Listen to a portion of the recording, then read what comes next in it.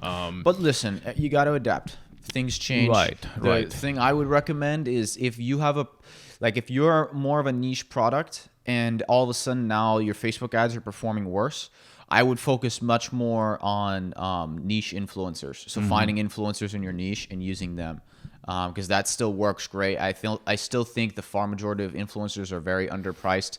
In fact, at the micro level, with people with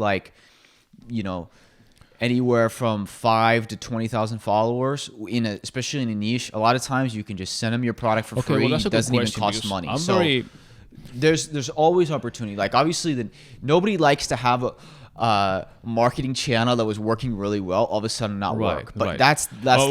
We saw that before with Facebook when they changed on their own the organic reach, and they went from saying everybody that likes your channel or your page will see your stuff to saying if you've been in internet marketing long enough, you know that get in while you can on any specific gold rush, because it probably won't last. Yeah, and they basically even for product catalogs and things like that, they ban a lot of products because of whatever policies they have, and then when you advertise them and pay money, then all of a sudden they're not banned. So I mean, there's been a lot of things going on, but on the influencer side, I'm not so much into influencers, to be honest, as much as you are, but I guess it depends on the field. I mean, when you say influencers, in your experience, what fields or what categories are influencers better for? Like apparel, foods, nutrition, things like that. I mean, what kind of products are better for influencers? Anything. It doesn't matter. I mean, influencer can be a person, or it can also be pages that are just focused on that.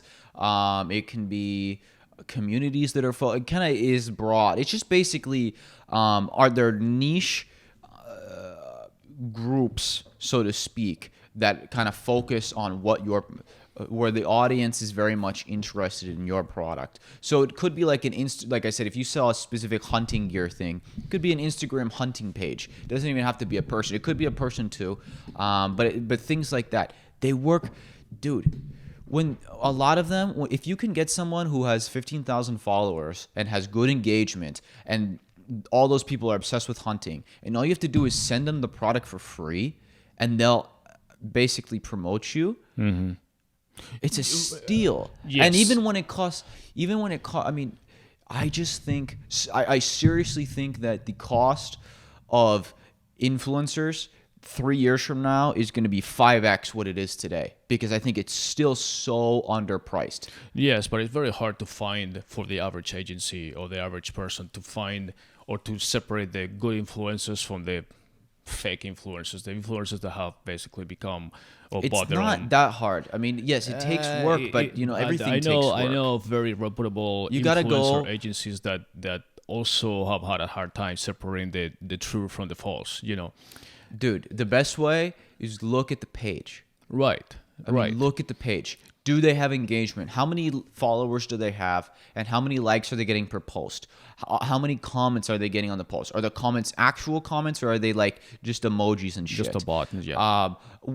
Click. I mean, one basic thing that I do all the time when I'm looking, I will literally, you can click to see who's liking the post. See if it's an real person. And you can see, and just click on 10 random profiles who liked it. Mm-hmm. And guess what? If they're real, they're real. And that's how you see it. Does it take a little manual work? Sure. But you know what? Hire a fucking intern for $10 an hour. Right, you need to vet those people. Yeah, for sure. Put in the work. Everybody's lazy. Nobody wants to put in the work. Will you be, and this is more on the strategy side, but will you make your influencers like basically, do you just pay them for the service, whether it's being free merchandise or whatever, or even a fee, or will you think that they will be, or is better off to giving a percentage or a bonus or whatever for sales that they actually execute, for conversions?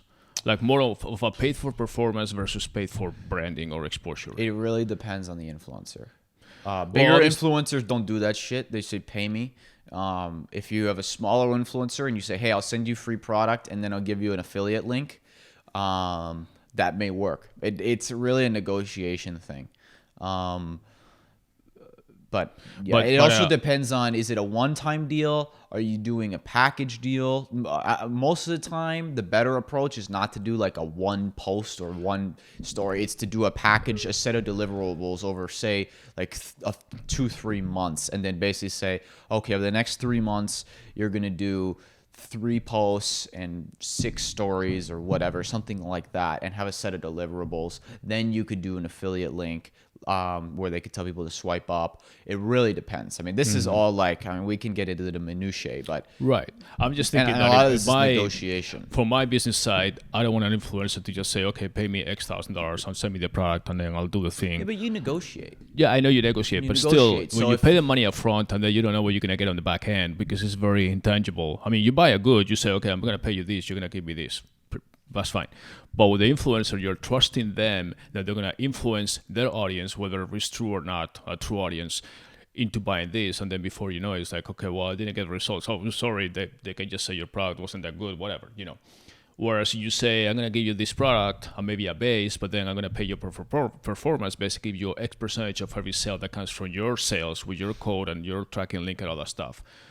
Then we're fine because I don't feel like I I'm know, paying. but the problem is a lot of people don't buy through those links. So the influencer loses out on that stuff.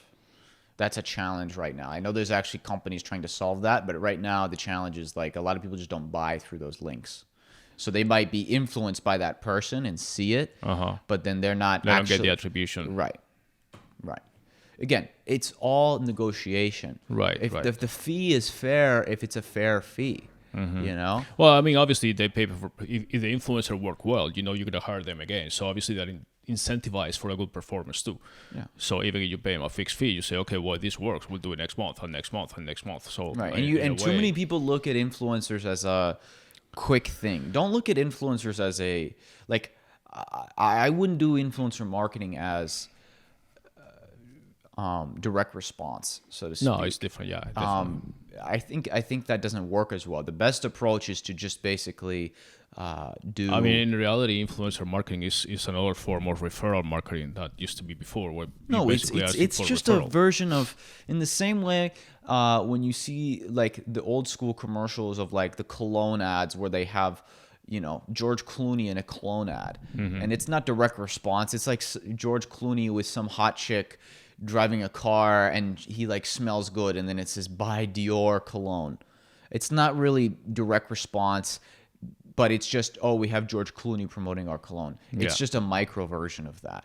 Yeah. And if you're gonna do influencer right, I would recommend doing many, like getting, especially if it's in a niche, like say 20 different influencers, where a lot of the people who follow them are gonna see it more than once across different influencers, Right. and do a longer term, at least like 2-3 month deal. That's the right way to do it. Just doing one quick hits.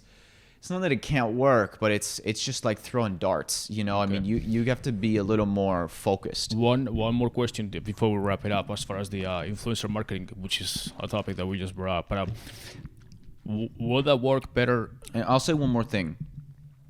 Invest in the relationships with people, because a lot of these people, you never know who has 20,000 followers today, but in 2 months is going to have 200,000. And if you were there with them in the beginning and you had treated them fairly and treated them well and have an ongoing relationship, then guess what? When they're 10 times bigger than they were today, especially these days with how people are blowing up on Instagram and TikTok, you never know who's going to blow up. And if just 1 out of the 10 people you work with fucking blows up and they're like an evangelist for your brand, that is so valuable. So Well- treat the relationships seriously and treat them fairly, because you never know who's Well, going to be the that's next big person. obviously besides the point. I mean, I always think that you should treat Yeah, everybody it should fairly. be unsaid. It shouldn't need to be Right. said, but too many people go in looking purely transactional, Yeah, and that's no, I fine. mean, you need Business to is treat- business, I but mean, I you need expect- to treat it with a real You relationship. deal like a professional contract. I mean, whether you deal with the person fairly and then you expect the same fair treatment backwards towards you. So I mean, that's usually what is expected.